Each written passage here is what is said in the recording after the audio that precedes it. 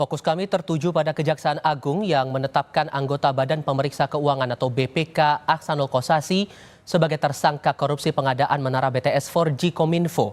Aksanul langsung ditahan. Aksanul Kossasi diduga menerima uang 40 miliar rupiah. Direktur Penyidikan Jampitsus Kejaksaan Agung menyebut uang 40 miliar rupiah itu diterima Aksanul dari terdakwa Irwan Hermawan melalui Windy Purnama dan Sadikin Rusli di sebuah hotel di Jakarta pada Juli 2022 lalu. Namun Kejaksaan Agung masih mendalami aliran uang tersebut. Aksanul dijerat pasal dugaan gratifikasi.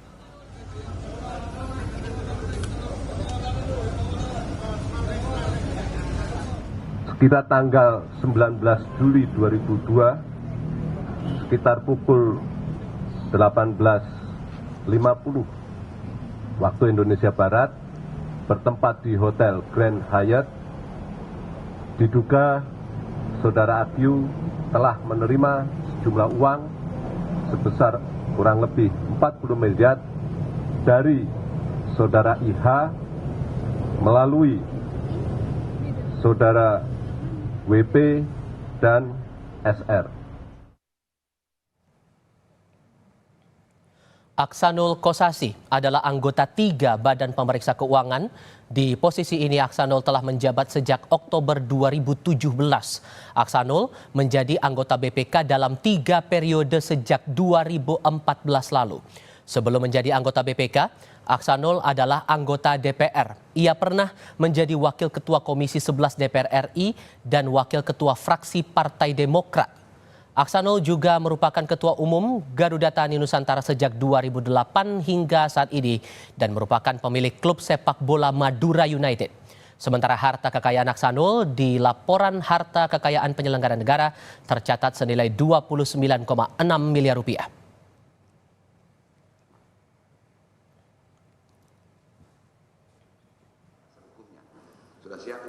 Sementara itu masih pada kasus yang sama, Saudara, Jaksa Penuntut Umum menolak seluruh nota pembelaan para terdakwa kasus BTS 4G Kemenkominfo. Jaksa melalui Jaksa melalui replik menegaskan dan menguatkan 3 terdakwa yakni Jody Gerard Plate, Anang Ahmad Latif, dan Yohan Suryanto terbukti bersalah melakukan tindak pidana korupsi dalam dugaan kasus menara BTS 4G Kominfo.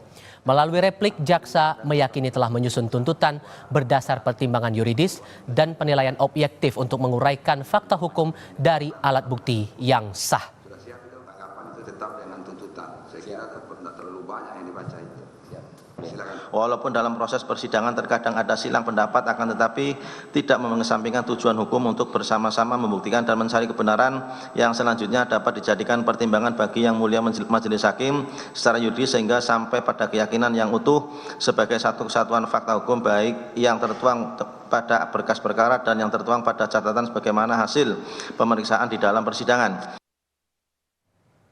Lebih lanjut, setelah anggota BPK Aksanul Kossasi ditetapkan sebagai tersangka dan ditahan Kejaksaan Agung, akan kami tanyakan langsung kepada Kepala Pusat Penerangan Hukum Kejaksaan Agung, Ketut Sumedana. Pak Ketut, selamat sore, apa kabar Pak? Selamat sore Mas Tipal. Terima kasih sudah bergabung bersama kami. Tadi dalam keterangan pers disampaikan Dirdik bahwa uang 40 miliar yang diberikan ke Aksanul itu berhubungan langsung dengan penanganan kasus ini. Apakah ini mempengaruhi proses audit BPK atau ada hal lain yang membuat 40 miliar itu diberikan kepada Aksanul, Pak? Jadi gini, Pak Aksanul Kossasi ini atau Aki, ya, kita sudah menetapkan 16 tersangka di perkara ini. Ini yang ke-16 ya. Dan hari ini yang ke-16. Dan beberapa kita tetapkan sebagai pasal 2 pasal 3, yang beberapa juga kita tetapkan sebagai obstruction of justice dan yang menerima aliran dana. Nah, yang kita dalami dari kasus Aki ini adalah terkait dengan penerimaan dana ya, terkait dengan hasil pemeriksaan BPK. Pada saat awal pemeriksaan ini kita lihat ada yang berbeda tentunya dengan hasil pemeriksaan kita di lapangan seperti itu. Oke. Dan tujuan pemberian uang itu untuk apa, Pak? Ya, tujuan tadi bahwa hasil pemeriksaan kita tim penyidik di lapangan bahwa terlihat ada yang hasil pemeriksaan yang tidak diketemukan kerugian negara seperti itu. Sementara setelah kami lakukan pengecekan ternyata temukan adanya kerugian negara yang begitu signifikan Apalagi setelah mengadang BPKP sangat terang-benderang ada kerugian negara sampai 8 triliun seperti itu. Nah, dari sini kita juga cocokkan dengan yang terungkap di persidangan ya, sebagaimana terungkap perkaranya IH ya, ternyata yang bersangkutan diduga menerima uang sebesar 40 miliar seperti itu. Pak, Sehingga apakah bukti atas kuatnya dasar- itu berdasarkan, maaf saya potong Pak Ketut, apakah bukti yang menguatkan itu berdasarkan dari keterangan dari terdakwa Ya. lain di persidangan, atau ada bukti lain yang menguatkan posisi Aksanul ini naik jadi tersangka, Pak? Kita dalam menetapkan seseorang sebagai tersangka, ya kita harus memegang tidak hanya alat bukti saksi, tapi juga hal-hal yang lain yang terkait dengan kegiatan pada saat penyerahan, apa yang efeknya terhadap suatu kasus ini, kan mulai dari sana semua. Jadi nggak bisa kita tanpa 183 KUHP ya, dua alat bukti yang cukup menentukan seseorang sebagai tersangka. Tentu kita juga punya alat bukti lain di luar daripada saksi yang terungkap di persidangan seperti itu. Ini kan total sudah ada 16 tersangka yang terjerat dalam kasus BTS Kominfo ini, Pak. Ada kemungkinan bertambah lagi tersangka ini dan mungkinkah akan diusut lagi dari pihak-pihak BPK? Begini, ini baru permulaannya. Ketika kita baru mengangkat kasus ini di pasal 2, pasal 3 sampai ke JGP menjadi tersangka, ya teman-teman mendesak kita untuk mengungkap aliran dananya kemana saja. Ya ketika kita juga sampaikan pada sahabat ini ada Aki yang menjadi tersangka, teman-teman juga pasti juga menginginkan hal yang lain juga. Tentu seperti apa yang saya sampaikan sebelumnya, perkara inti yang kita dapatkan dari hasil satu proses penyidikan,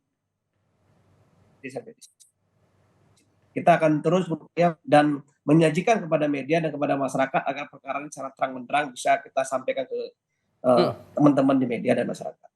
Kalau hal lain juga yang dicermati begini, Pak, dalam sidang terdakwa Irwan Hermawan disebut ada pengantaran uang untuk 4 orang, termasuk salah satunya kepada Dito Aryo Tejo, Menteri Pemuda dan Olahraga. Apakah Menpora bakal didalami lagi keterangannya nanti oleh Jampitsus, Pak?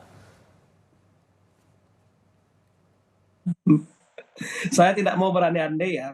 Memang semua yang terungkap di persidangan ketika ada kecukupan alat bukti, saya sampaikan tadi ya, 183 pegangan kita di KUHP ya.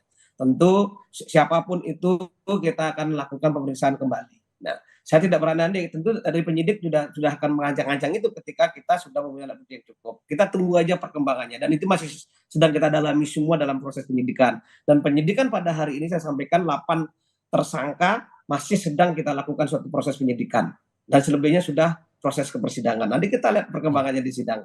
Kadang-kadang di penyidikan kita nggak dapat, jangan ada kejutan-kejutan lain seperti kita dapatkan pada hari ini. Baik, Pak Ketut Sumedana, Kepala Pusat Penerangan Hukum Kejaksaan Agung, terima kasih sudah berbicara bersama Kompas TV kali ini. Selamat sore, Pak.